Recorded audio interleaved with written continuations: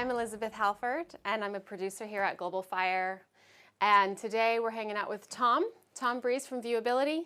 And I'm going to let him introduce himself. Tell us what you do, Tom. So we run Viewability, or I run Viewability, I should say, and it's a YouTube ads agency. And basically we create video ads for clients and run them on YouTube and make sure we get in front of the perfect type of customer and turn those views into money, basically. And how do you do that? So we start off by really looking at like what the client wants to do in terms of what products they might want to sell, and start there, and then also think about the audience. So we think about, okay, so who really would be very interested in what this product's all about? And we know that with YouTube ads, we can get in front of people in very many different times of the day, different kind of like types of targeting is available to us. So we're really looking at like the individual's moment they're in and say, right, in their real life experience, in that moment, what is going on for them? And we try and tap into that as much as possible. So it's a case of like, once we understand the real life experience, we can then start to think about, well, what type of video would we create? And what kind of like script would we put together? In the vast majority of cases, clients hire us really for return on investment. And it's kind of like less about reach and frequency, and it's more about, is that spend on those ads going to turn into profit? So that's kind of like an area that we look at. And then we get into the YouTube ad side of things in terms of like the targeting side of things, and make sure those videos appear in the right places. Make sure that if a customer is looking for what someone has to offer, we make sure we are there with a really good ad, giving a good quality value and making sure it's a good experience, so that we can make sure those people that are viewing the videos want to go and find out more about the particular product or service that our clients will be offering. So you mentioned return on investment, which we know in marketing is ROI. Yes. And everybody wants to know what's the ROI of their video going to be. So it sounds like what you do is an important part of that puzzle, taking a piece of content like what we make, yes, and actually driving the ROI or the return on that investment. Yes. So exactly. How do you do that? Good question. Okay, so that's a $1 million question, right? Quite literally. So the way that we look at any client and making sure that the ad spend actually turns into profit is really making sure that when we create the video, we know there's going to be an action at the end of it to begin with. We know we need to make sure that if someone's going to see that video, we have to give them a clear pathway to say, okay, if you want to find out more, here's where you'll click next. And on YouTube, there's many different ways you can get someone to click from the video back to the website, whether it be on mobile, whether it be on like desktop devices, on a tablet, whatever it might be. And what we're doing is we're making sure we start the story really with somebody. So if we know what their pain points are, or what their problems might be, or what they're really wanting, we try and tap into that as best as possible. And we say, okay, specifically, what is it you want? And make a video dedicated to that moment that someone's in. When we create that video then, and then we give them good advice, good content, we'll incentivize them to then say, okay, click here, go back to the website. And the whole process of that, in order to get in front of the right customer, is to make sure that, like, when you use AdWords, which is actually part of the YouTube setup, when you're actually promoting those ads, there's many different targeting options. And it's about identifying which ones are going to get in front of the right customers. So there's obvious places where you might start to say, okay, well, if there's very relevant videos on YouTube already about what people are looking for and your product or service taps into that, then we want to be advertising there. That just makes sense. So the experience might be for somebody on their mobile, they might be in store looking at, let's say, looking to buy some new marathon shoes, for example, because I know I ran the marathon back in April. And you might be in store looking at the shoes they have there. But then most of the time people get their phone out and be like, okay, is this the right shoe for me? Or do they do that? Loads of people do that all the time. People shop with their mobiles? Yeah, I do it all the time as well. Yeah, I'll go into the store and say, okay, what have you got? And I'll go online and think, okay, it's cheaper on Amazon. I'll go there instead. There'll be things like that that most people do. Oh, wow, but there's so many different scenarios to that. So like when my second child was on his way, then just prior to him being born, we realised, because we had a very young other, his now brother, and we needed a very special type of buggy, one that would have two kids that could easily be put into the same buggy.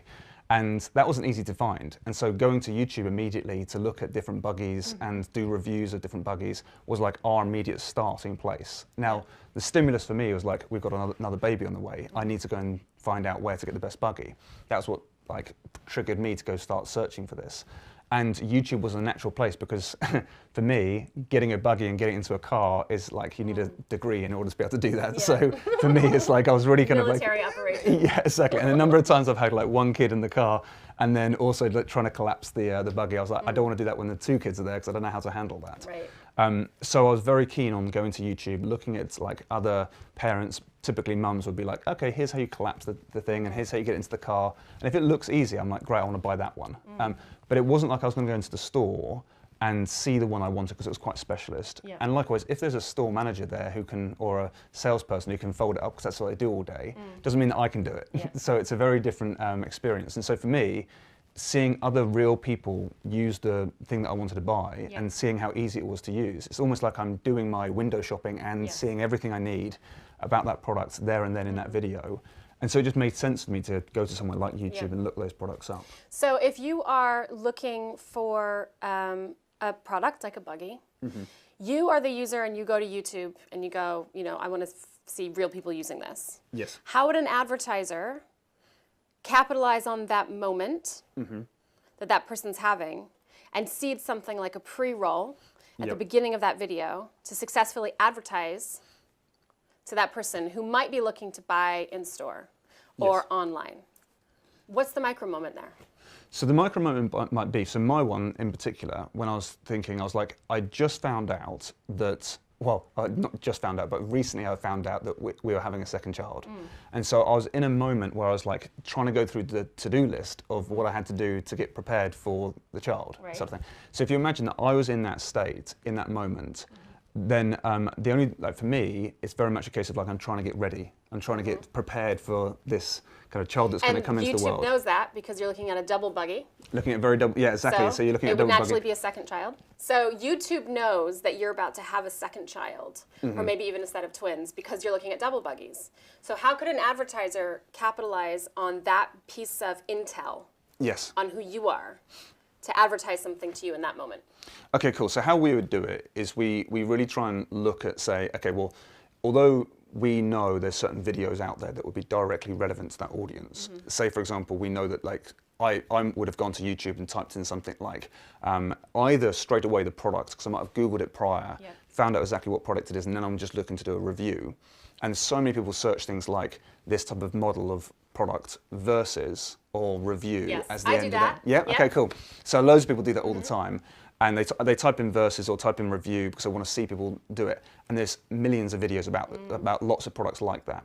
Now, you can actually select the individual videos that you want to advertise on. So you can say, right, if someone's looking up the duo buggy from Phil and Ted, which is the one that we've got, if someone's looking that content up because they're looking to do the reviews, then Phil and Ted and their competitors probably should be advertising to those people. So just before they press play on that video, and just before it actually begins, the pre-roll ad begins. And it's at that point where you think, right, as the advertiser, you've got in front of them at the right time, and you're there.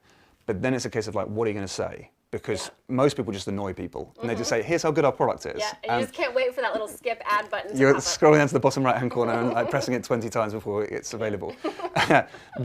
So as an advertiser, you've got there, which is like 9 times out of 10 brands aren't there anyway, so you've done a really good job of getting there and being there. But then you've really got to be useful. So instead of just saying, here's our great products, go and check it out, that might work to a certain extent, but the much better way is what we call educate. So it's still an ad, and you've still got the ad principles in place, and you know that, like, but you don't want the viewer to know deep down it's an ad. Yeah. So you don't want to start off with a real heavy sales pitch or anything like that. So you might just kind of get to them in the moment they're in and say, hey, look, if you're doing your reviews of different buggies and you've got 2 kids and you've got 1 on the way or something like that, and you're thinking, right, I need a very specialist buggy, let me show you exactly what's on the market right now and what might be right for you. Now, if I saw that in the first 5 seconds, I'd be like, okay, I'm in. I'm listening to, even though I know it's an ad, I know I'm getting good value. And then they might review certain products. It depends on what you've got to offer, of course. You don't necessarily promote your competitors. But you might just show an array of your different products because Phil and Ted have got hundreds of buggies that they could show you. And so they can really give you good advice prior to kind of you watching the video that you're about to watch. And I mean, the vast majority of the time, we create ads that are much better than the video they're going to watch anyway. And so on YouTube, it's normally very amateur hour type thing. If you can create a video that's still very high quality, but comes from a position of you actually wanting to provide value to the viewer, and then say, hey, look, if you want to find out more, we've got a whole brochure, or we've got a whole video series of stuff that you can go and check out. Plus also it gives you the tips in those early days of like what else you might need for a kid. I don't know, you can think about what you might have for someone to carry on that relationship of actually trying to be very helpful and very valuable. If the ad has that intent from the start, you get a much better reaction from YouTube. And we're all about return on investment. So we like the idea of getting someone to go back to the website and making a purchase as soon as possible. And we've tested so many different things, and we've done the whole quite quickly promote the product very like to the perfect moment. And it works, but it's a much better, you can do a much better job if you provide value and you don't become the salesperson, because people's defenses go up. And it's much better to just be helpful, be useful. So the mantra we have is like be there and be useful. And if you can get those two things in place, then you can do really well from YouTube. So tell me what you at Viewability consider to be a return. And are you willing to talk to us about your unique pricing structure, like the way that you actually interact with clients when it comes to them paying for your services? Yeah, of course. So when we look at return on investment, we look to really make sure that it's kind of like if you put $1 into ad spend, you get more than $1 back. And you can repeat that process and scale that process up. Now, if it was like $1 in or £1 in and got £1 and 1 pence back, and you're kind of breaking even, or sometimes that's still fine to do as well, because there's all the benefits of advertising on YouTube, like being there for your customer when they were looking for you, the brand recognition, the fact that there will be further sales, etc. Sometimes clients will look at us and say, great, if you can just break even on this, that's great, because further on down the line, they're going to continue buying from us. So there's that in place, but you can literally track everything. So unlike TV, where you hope that you kind of like get some return and you kind of like attribute reach and frequency to maybe more sales in the stores, with YouTube you get the click back to the website, and you can track everything that's going on. So you can be very quick about what to turn off in terms of your advertising spend, what to turn up, and you can make it work very profitably if you stick at it, if that makes sense. Like week one is not going to be a profitable week probably. Yeah, exactly. But a month in, you should be able to like see where you're getting really good results, and then you can really spend the money in those places.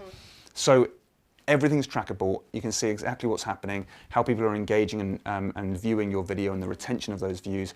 You literally get all the data you would need to make really informed decisions about the best way to. And a lot of people use YouTube. A lot of like TV advertising companies will use YouTube as that, almost like that incubator, to say, we'll try 5 or 6 different intros to a video, see which one works best with an online audience where it's cheap, and then take that to like, with that proof, take that to TV, because we know that tends to resonate best with the audience we want to show it to. That's interesting. We have a big corporate client at the moment who's doing that with black and white versus color. Okay, yeah. So we're running 2 different ads, or they are, to see which one kind of has the best retention rate. Perfect. The thing about like black and white and color is great, because it's a very clean test sort of thing. It's like one thing changes and you can test the 2 things. If it's like, should I use this intro or use that intro, sometimes like the delivery of that intro was better than the other one. So it's like sometimes a bit more of a messy test, so to speak. So black and white and color is a really nice test to do. We've done that, in fact, and we found that... Which one won? We found that color is much better for memory retention, because remarketing works better that way. And conversion was pretty equal for that type of campaign that we ran, sort of thing. Equal to black and white and color? From the first video, if we just had the first video to getting the action taken, it was pretty equal. We didn't get much difference. But what we found is that when we carried on advertising to the people that first saw that first video, the memory was better of the color video, and we got better conversion the second time round for that follow-up. That's interesting. So when we first met, I told you how I love 30-second videos, and you said actually you want to make your videos 45 seconds. Can you explain to us why? Okay, yeah, of course. So, and the length of video now that we kind of like, I mean, we're testing all the stuff all the time. So we've got videos that are like sometimes 10 minutes in length as a pre-roll ad, and it still works really well. Really? People watch it all the way? It depends on what the return on investment is, and it depends on what the targeting is. So say, for example, you had a product that is a very intricate product, and you need a lot of time to explain exactly what it does. You don't want to run like a 10-second ad, because you're not going to, unless there's one feature that you really want to show people to get click back to the website, fine. But if you, sometimes what we do is spend a little bit more time with people who are pretty serious about what's going on, and if you have like a 10-minute video, you can do a proper sales pitch for what you've got. And so sometimes a longer video can be better. But yeah, what we found is like when we first started with YouTube ads, we know that the platform works in such a way where you only pay on YouTube for an engaged viewer or someone who clicks back to your website, which really means that if they click back to your website, you pay. if they watch more than 30 seconds of your video, you'll pay. But if they watch like 29 seconds of your pre-roll ad and then think, oh, skip ad, you don't pay a thing. So you've got all the brand awareness that goes on with it as well. That's completely free, which is great, but you only pay for an engaged viewer. And the really exciting thing about that is that kind of like you can obviously run your ads to audiences and test things out pretty quick and see what's working. So when we looked at creating video ads, finishing your video at 30 seconds was sometimes not the best thing to do, because whilst you get all that, like if someone gets to the end of your video, you also pay as well. So you have an opportunity to go a little bit beyond that. And if someone watches like just 20 seconds of your video, for example, and gets to the end of it, and then it starts off the next video they're about to watch, you'd still end up paying for that. So sometimes it's better off to like almost like have a outro to the video that's like a slightly slower pace and still has the call to action that you want them to take still present on the video. So are you able to glean insights from people who watch past a certain point and start to build a campaign that's targeted just to that audience? Is having a longer video beneficial in that you can start kind of building insights into that person? And further on from that, after you answer that question, yeah, put you on the spot. How can you discuss with us data versus insights? How numbers aren't always insights into things. Yeah, of course. So the first one was about like viewers watching the videos and making sure that we can treat them in different ways, and we call it like if this then that advertising.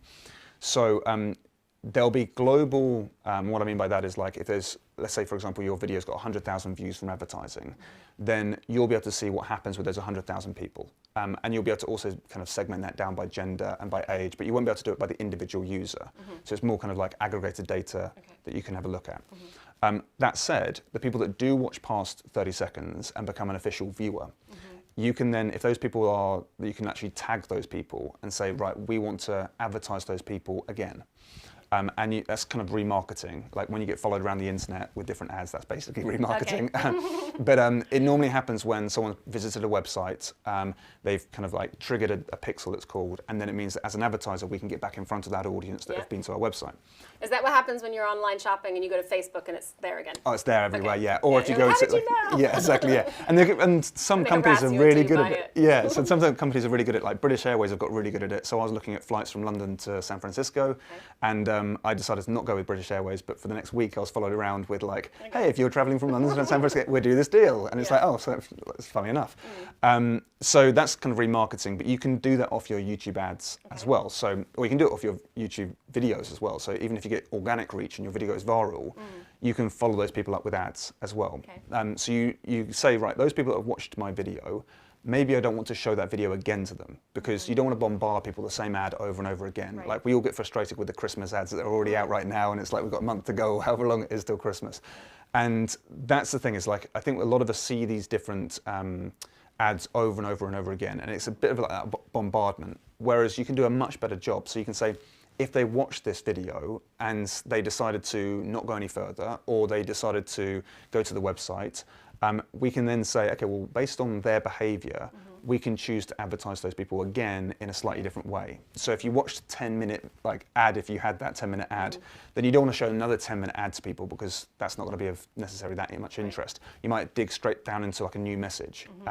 So let's take it back to the kind of like the idea of going to buy a buggy, for example. If I watched a video of like 10 minutes about this particular buggy, someone doing a review of a buggy, and I was kind of like really engaged with it, looking at it, but didn't decide to go back to the website, maybe they kind of like pushed on a wrong button for me. Maybe there was something that they kind of like said, oh, and it can also do this, which didn't interest me. I might have said, oh, skip ad or something like that. But then they could follow me up with a different ad to say, let me show you also what's great about this product. And they can go into more detail then at that point. So the remarketing strategy you can put in place can be really effective on that front. So we've been talking about watching things that are related to what you're searching for. So you're searching for videos of double buggies. Yes. You know, then the natural, the obvious thing to do, I guess, is to then seed an ad in front of that is to do with that subject. Yes. So how do you take something that people are looking for and show them something they don't even know that they're looking for, using micro moments? Okay, cool. So there's two scenarios. Put you on the spot. Yeah, that's Go. Cool. There's two scenarios that I think can work really well. One, which is our Peppa Pig story that I'll talk about. So I have two very young children, and when my little boy Milo wakes up in the morning and it's like ridiculous hour, like 4:45 in the morning sort of thing, that's not a good time for me. Thanks, and yeah, exactly. Yeah, thanks, Milo. So he runs through to our room and typically just like jumps on the bed and wants to start the day. And I'm not ready just yet. I just need 5 minutes just to wake up. And so the thing I normally do is reach to the right-hand side where my phone is by my bedside cabinet, grab it, go to YouTube and type in Peppa Pig. Right. And it just gives me 5 minutes. And I kind of scroll to Peppa Pig. I find one that's going to last for more than 5 minutes, press play, and then you can do the thing on your phone where you triple click it so it can't be kind of like stopped. And then you pass it to Milo, and Milo's going to be there for like 5 minutes, just chilled, and I can just like slowly get round to kind of getting up for the day. I'm impressed you can do that in only 5 minutes, by the way. Yeah. I exaggerate. Maybe it's 15 minutes or so. Yeah. What normally happens though is that I'm so tired in the morning to get my phone. So going to Peppa Pig, like typing in is difficult at 4:45 in the morning. And so as soon as I press play, it kind of goes the spirally wheel for like, I don't know, like 2 or 3 seconds. But there's enough time for me to then triple click, which locks the phone, and to unlock the phone is a bit of a hassle as well. So I lock it, and then normally what happens is a pre-roll ad will begin. And the pre-roll ads that we get are ridiculous at that time. It could be anything. The one that really frustrates me is it's a big corporate brand. I've seen it a lot recently, which is like this. It starts off with this like half-naked lady in bed. And it that's like what you're looking for before Peppa Pig. Yeah, exactly. Yeah, exactly what I want to see. Exactly what I want to show Milo as well, right? Yeah. So it's like this half-naked lady. You haven't handed it to him by this point. Yeah, I'm still holding it. Like, what the hell? But yeah, so the whole product is like the idea that you can use this special detergent, and it means you don't have to wash your sheets quite so often. Which I don't even like the idea of anyway. Right. but it smells good. So like this lady in bed, it looks like it's like almost midday. She's had like a massive lie-in, and for me it's a completely different setting. It's like my morning is 4:45 a.m. and it's not a good time for me. So that's where the ad might go to the right sort of person maybe, because I might be making a decision about buying detergent potentially, but at that time of day, I'm not interested in that product whatsoever. The wrong moment to be showing wrong moment to show it to me, and the wrong kind of slightly wrong message, really, I suppose as well.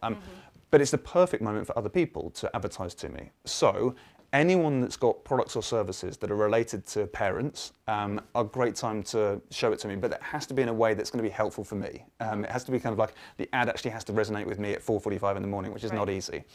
So let's say, for example, you were a big brand selling coffee, for example, or you had a certain coffee machine. That would be the perfect time to advertise. But you wouldn't want to be like, hey, look, here's our great coffee machine. It would be like showing me how simple it would be to use that as my morning routine or something. So it's the sort of thing like, oh, okay, Peppa Pigs are going to begin in 20 seconds. And you watch the ad and you're like, actually, that's something I could be quite interested in.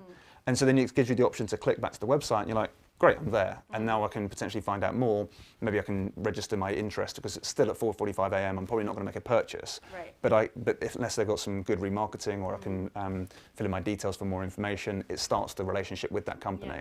But it just makes it easy, right? And that's kind of like that moment. And another scenario that we've had more recently is like, as an advertiser, you need to predict this for your audience, right? So like, one thing is like when they're searching, when your customers are searching for you, you should be there.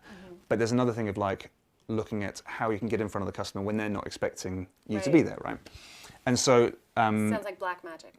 yeah, exactly. Yeah, but we can decipher a little bit. So one of the things that we'll always look at is looking at when the moment or when the stimulus begins. So I was in the market for a buggy, but I was probably in the market for a buggy for a good few months, but I wouldn't have known to go and search for it right there and then. But if someone advertised the right buggy to me prior to that, I would have been interested. Happened again with the London Marathon. One of my mates actually pulled out of the London Marathon, and I did it on a whim, said, yeah, I'll do it. And then my first thing was like marathon training. How do I complete a marathon? And then I was like, oh my God, this is like a lot harder than I thought it was going to be. You can literally learn anything on YouTube. Yeah, exactly, yeah. But as soon as I typed that into Google or into YouTube, like marathon training plans, that should really trigger off a load of different brands and realize that I'm a perfect candidate for them. So if you're a local... And that would be the stimulus. Exactly, yeah. So as soon as I type in marathon training plans, people should be able to predict what's going to happen for my future. So I might not know that I need a certain type of marathon shoe just yet, but Nike should be advertising to me. And they should stop advertising cake and stuff. Yeah, precisely, yes. Months, right? Yeah, exactly, yeah. You're not going to get me buying No any cake beer. at that point. Yeah, exactly, yeah. So it could be marathon like shoes, it could be local physios could be advertising to me, it could be even the hotels who are kind of like promoting the night before the marathon. You can go to their hotel and chill out because they're right by the start line, for example. So brands should be doing this stuff, but are they generally this smart?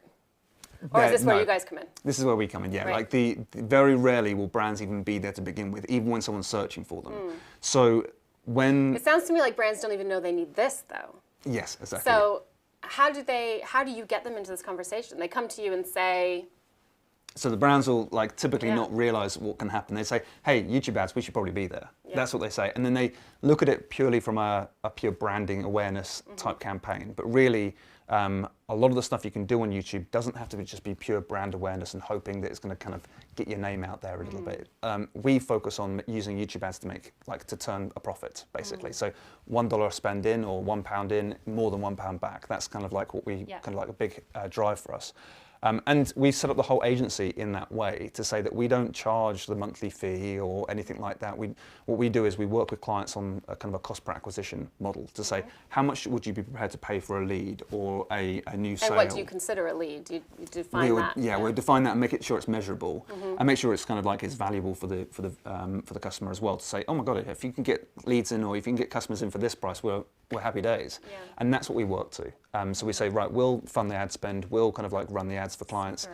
And then it means that they're in kind of a no risk zone, but it means we can grow together. And there's a big, we'd look at it like, whilst the nuances are there, like for us, it very much feels like we're working with our customers as opposed to them employing us as an agency to do a job. We're very much like, let's work together, let's work out this YouTube thing together and let's grow together as a result. Does it begin to inform even their whole underpinning marketing strategy? Do you see that start to expand as they become aware of these possibilities? Yeah, normally what happens, it starts with like, hey look, we've got this TV ad, can you run it on YouTube? Yeah. And then the conversation normally turns into, wow, that can happen, okay. What should we do instead? And then it becomes like a whole, right, let's use YouTube as a platform to get in front of your customers, actually give the user a really good customer experience. So this kind of makes me think of what we were talking about off camera, which was quite often people will make videos and go, now we need to find the audience. Yes. So talk to us about starting with your audience and knowing about them and making the content that fits them. Which is a backwards way that a lot of brands think. Yeah, so we normally do it in like a two-phase process. So we'll always work with clients to begin with by starting off with their customers and thinking, right, who tends to buy from you? Who tends to be that audience? And what's their real life experience? And then we think about creative or think about the ads that we would create for that customer.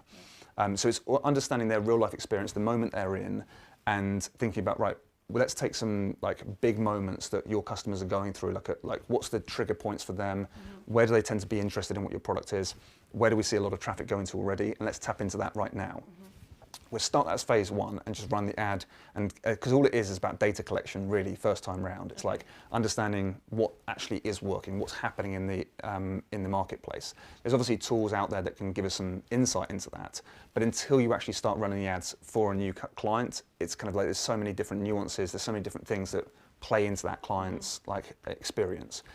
But once you've advertised a little bit and you've got some data in, it's amazing how you can interpret that data and be like, wow, okay, it seems like every video that's content that's kind of related to this type of content seems to work really well for you. And what we predicted of this content just doesn't work well for you at all. But it's great because it means that you're taking the message to the market and you're saying, right, we've had a really good idea of what we think the market might be into, but the data shows this. And so you can take those kind of like understandings and be like, right, now we're going to create more video that taps into the places we are getting really good success in. And that can begin to inform the decisions about the kind of content you recommend them to start actually creating. Yeah, exactly. Yeah. Like there's a lot of case studies. One that's quite well known in the AdWords space where a client was being promoted and they sell like contact lenses. And they didn't realize, but a lot of their audience are actually people that are just about to go and travel. So because people stock up on contact lenses just before they go traveling, so let's say do a bulk buy. And so if they go on holiday or anything like that, there tends to be a purchase quite soon before that, before the flight, basically. So then, as someone who's advertising for the contact lens company, and you can see those trends through your data, you can then be like, right, our ads now need to be like, flying soon, get your contact lenses. That's and cool. It can be that is sometimes that's that simple. That's the kind of thing that would make me sit up and take notice of a YouTube ad. Yeah. Because I'd go, how did you know?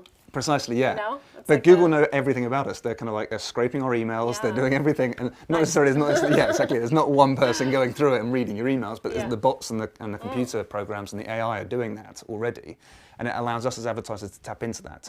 So you can run like YouTube ads, not just on YouTube, but you can do it to people's Gmail accounts. Wow. So you can have like an ad at the top of the page, but based on what emails you're receiving or what you've been looking at recently, I can show an ad to you based on that information. Wow. And, so you talk about data a lot and stuff. Can you tell us about your relationship with data and how you started and your affinity for numbers and affinity for numbers? Yeah, exactly. Well, my history and my kind of background is a psychological background. So whilst I was at university and doing my master's as well, that's where I studied psychology quite heavily. And I think psychology has got like these two kind of like arguments. One, which is like the art and understanding human behavior and actual kind of what we do, and the other side of like the very scientific process. But psychology has like a passion to try and be treated like another science, and it's still going through that process. And I think it's kind of been accepted now as like a science.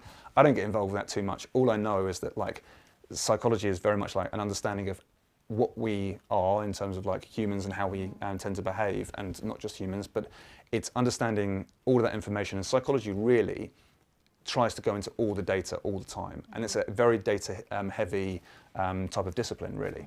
And so when I was going through university and masters, like we were always looking at the data from lots of populations and how things were working, and look at the trends in the data as well and how to interpret that. But when you run your ads on places like YouTube, you tend to get loads of data that comes in straight away, and Google will give you the information that you're looking for when you actually go through that kind of the advertising. So it'll give you the trends and say, funnily enough, the people that tend to be buying from you also have an affinity with, and they'll give you these categories that you can advertise to as well. And then you can mix them as well. So you can do keywords, you can do custom affinity audiences. There's so much stuff you can do, but it's all the data that comes in that's kind of like, it guides us on where we go next. And we don't tend to go with gut so much. We go with gut to begin with and kind of start there, but we let the data decide. We try and let the science guide the art, so to speak, if that makes sense. That's interesting way of thinking about it. Well, thanks for hanging out. No, of course. Thanks for watching. Hope that was educational, informational, and interesting.